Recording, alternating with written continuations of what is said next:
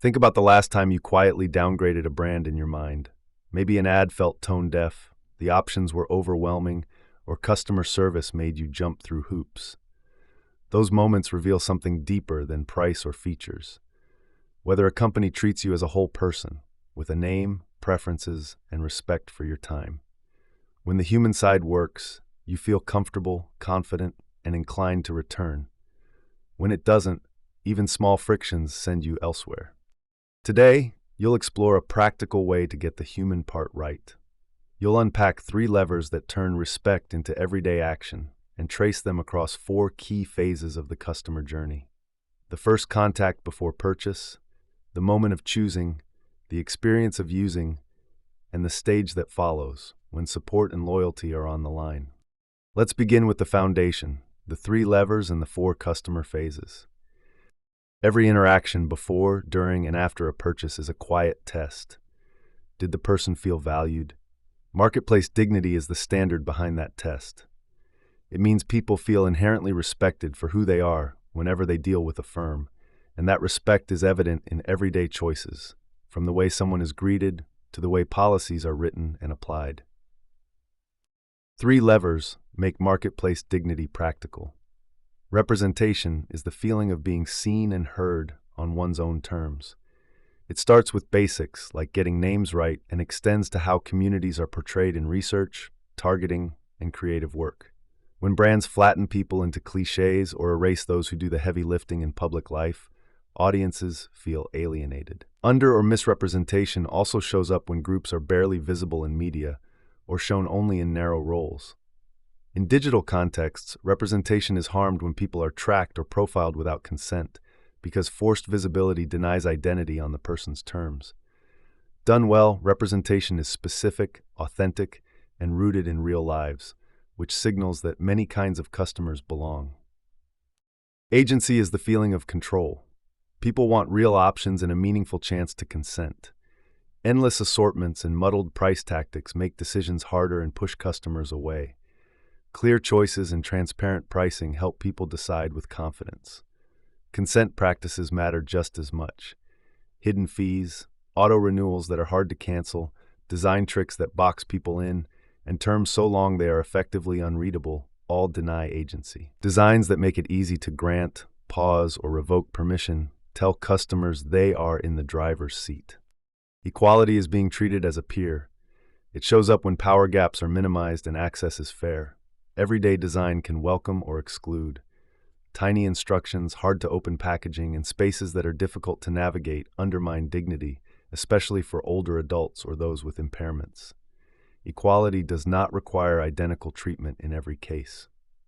Segment-based offers or tiered benefits can be accepted as fair when the rules are clear and the reasons are transparent. What counts is a consistent floor of respect for everyone.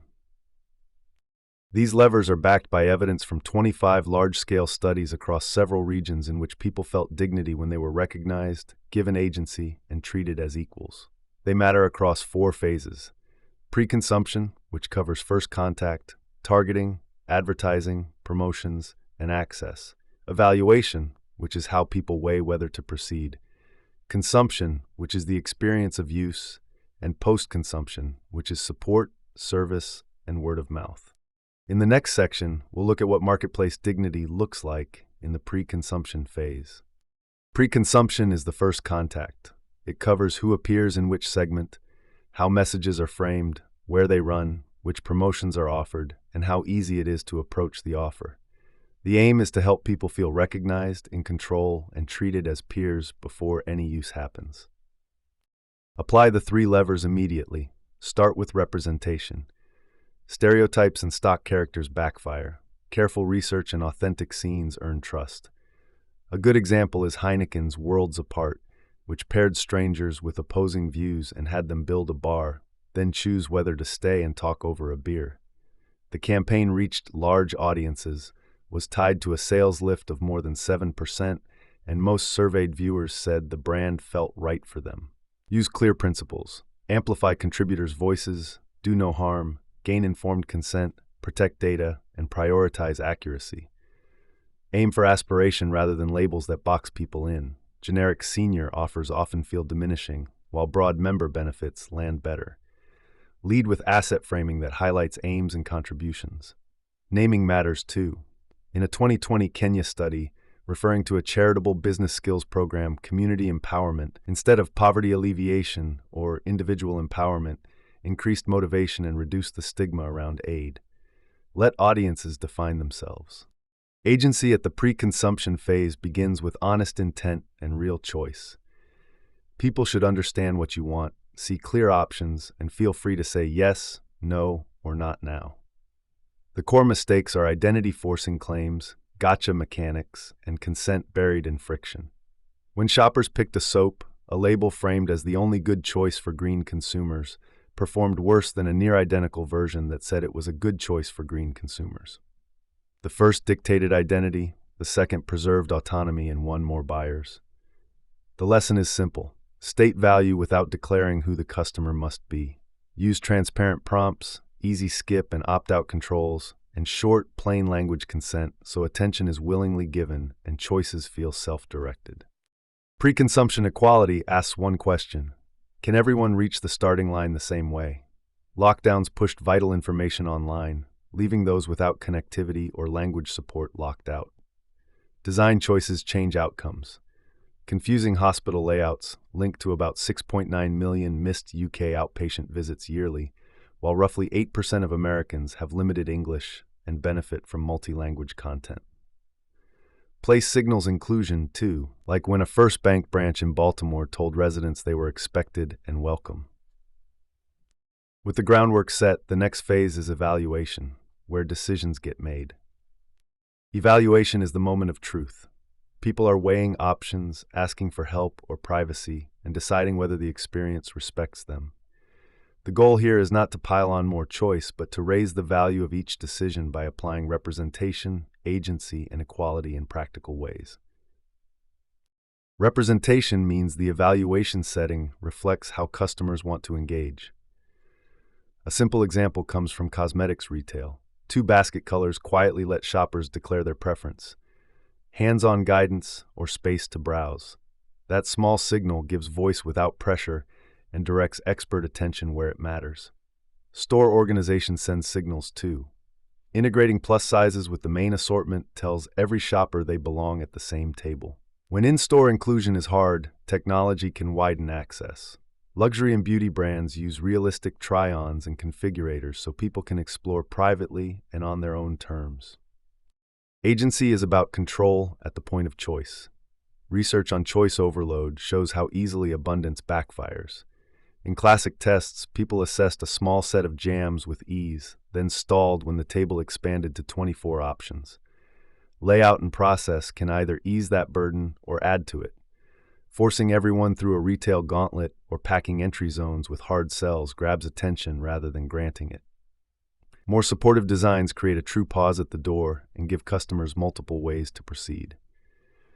In 2022, a major big-box retailer redesigned checkout so shoppers could choose a cashier, self-checkout, or assisted self-checkout, while opening space to move at their own pace. Clear information also protects agency when stakes are high. In healthcare, tailored decision aids help patients compare risks and fit choices to daily life. Equality asks whether everyone can evaluate the same kinds of options. Fashion has long privileged smaller sizes. Brands that span sizes 0 through 40 show how to level access so style, rather than size, filters decisions. Equality also means building credible off-ramps near the finish line. Pressure to sign, especially in big-ticket categories, turns hesitation into sunk cost. The price shows up later. In 2018, returns consumed 10% of U.S. retail, about $369 billion worth.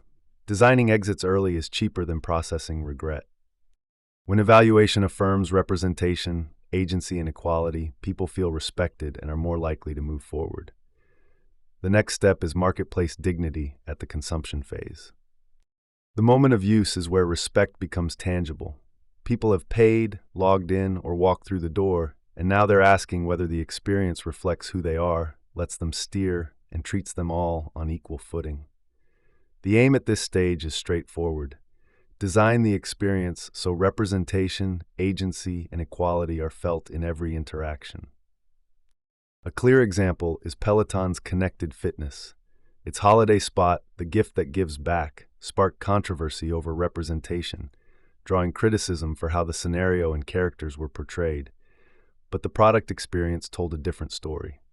On the Bike and app, riders can choose to appear on the leaderboard or stay private, send high fives, pick from many class types or ride solo, and see milestones treated evenly, whether it's the 10th session or the 500th.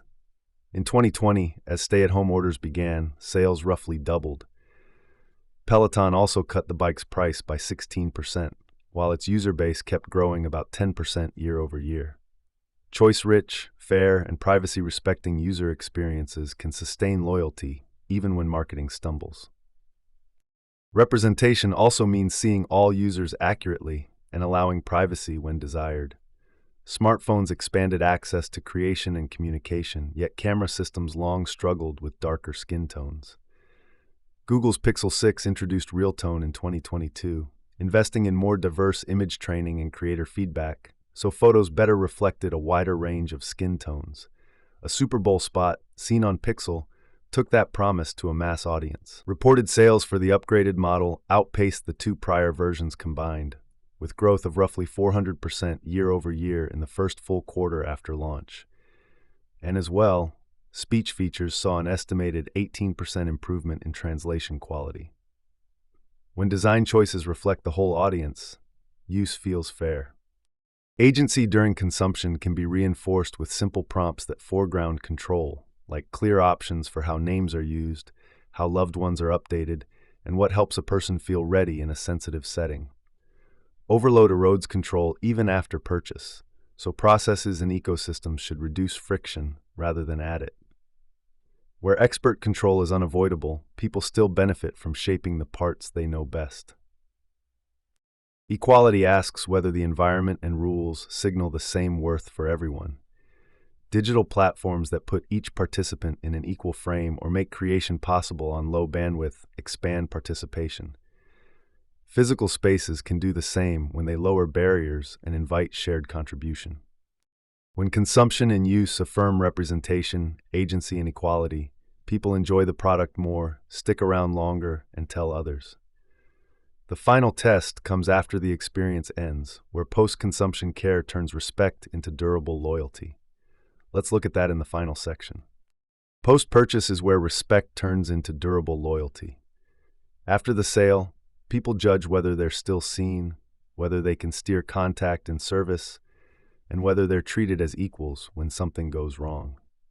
The payoff is clear. Selling to existing customers succeeds 60 to 70% of the time.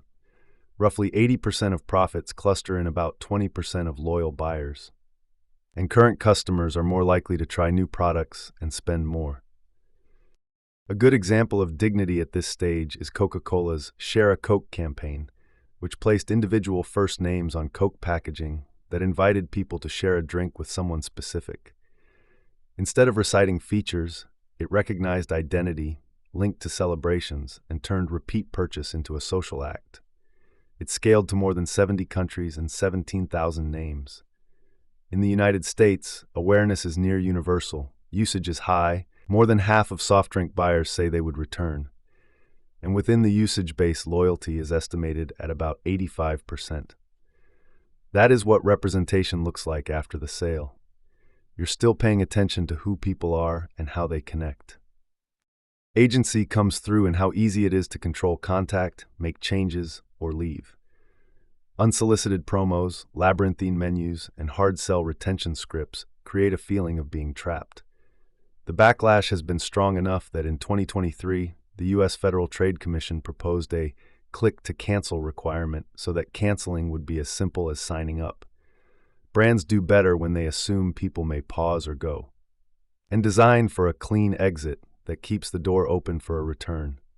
Equality shows up in how power differences are handled. Dominant providers that add burdens or insist on in-person hurdles send a signal about whose time matters more, and frustration spills into reputation rankings in courtrooms. By contrast, leaders who respond plainly when harm occurs, take responsibility, and explain fixes earn another hearing. Across all of this, the human channel remains a strong signal that customers are seen. Research in banking and call centers has found that attentive communication increases satisfaction and recommendation even when fixes are imperfect. A large multinational survey reported a strong preference for human help and widespread switching due to poor service at enormous estimated cost. Firms that test how terms read, audit models for bias, and keep a 24/7 path to a human make it clear that the relationship continues after checkout. In the end, loyalty grows when post-purchase experiences honor representation, agency, and equality. Build those into service, subscriptions, and apologies, and you earn repeat business, referrals, and patience when you stumble. That is the lasting case for marketplace dignity, because people remember how you treat them when the transaction is over.